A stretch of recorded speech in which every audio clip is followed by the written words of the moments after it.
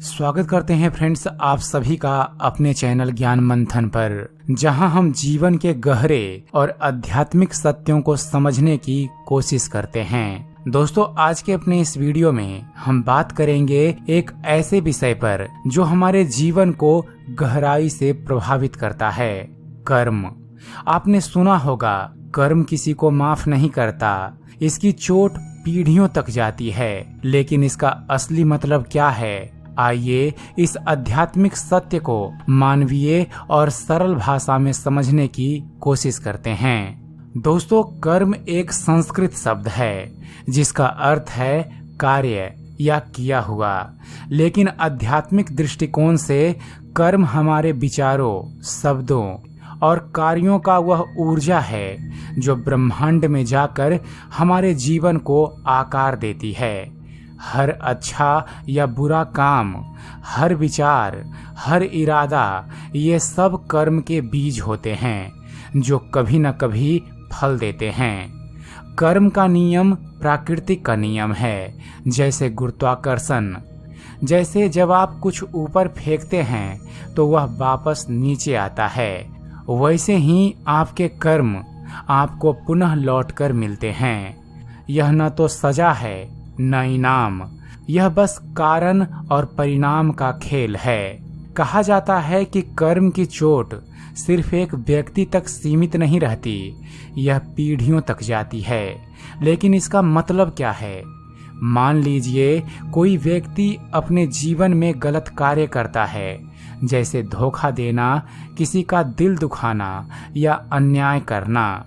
यह कार्य न सिर्फ उस व्यक्ति के जीवन में दुख लाते हैं, बल्कि उसके परिवार, उसके बच्चों और कभी-कभी उसकी आने वाली पीढ़ियों पर भी असर डालते हैं।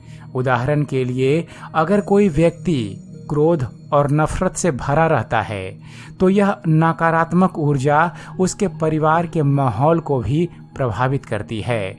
उसके बच्चे उस माहौल में बड़े होते हैं और अनजाने में वही नकारात्मकता उनमें भी आ सकती है। यही कर्म का चक्र है। लेकिन इसका दूसरा पहलू यह भी है कि अच्छे कर्म भी पीढ़ियों तक आशीर्वाद बनकर चलते हैं।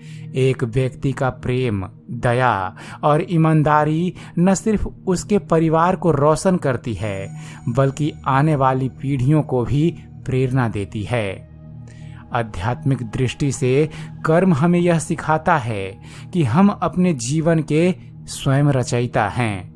हर पल, हर निर्णय में हम अपने भविष्य को लिख रहे हैं।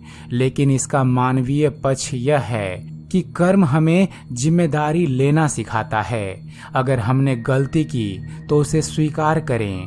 अगर हमने किसी को दुख दिया तो उससे क्षमा मांगे और उसका सुधार करें।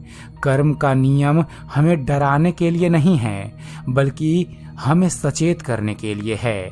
यह हमें बताता है कि हमारे पास हर पल एक नया मौका है, अच्छे कर्म करने का, प्रेम बांटने का और अपने जीवन को बेहतर बनाने का।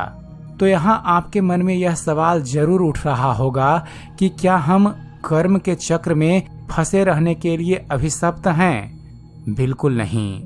आध्यात्मिकता हमें इससे निकलने का भी रास्ता दिखाती है। पहला कदम है जागरूकता। आप अपने विचारों, शब्दों और कार्यों पर ध्यान दें कि क्या आप दूसरों के लिए प्रेम और सम्मान ला रहे हैं। दूसरा कदम है क्षमा। दूसरों को माफ करें और खुद को भी माफ करें। तीसरा कदम है सेवा। दूसरों की सेवा करें बिना किसी स्वार्थ के। ध्यान, प्रार्थना और सकारात्मक कार्यों से हम अपने पुराने कर्मों का बोझ हल्का कर सकते हैं। और सबसे जरूरी, अपने बच्चों और आने वाली पीढ़ियों को अच्छे मूल्य सिखाएं ताकि वे प्रेम और करुणा का जीवन जिएं। तो दोस्तों, कर्म का नियम हमें यह याद दिलाता है कि हमारी हर छोटी बड़ी हरकत मायने रखती है।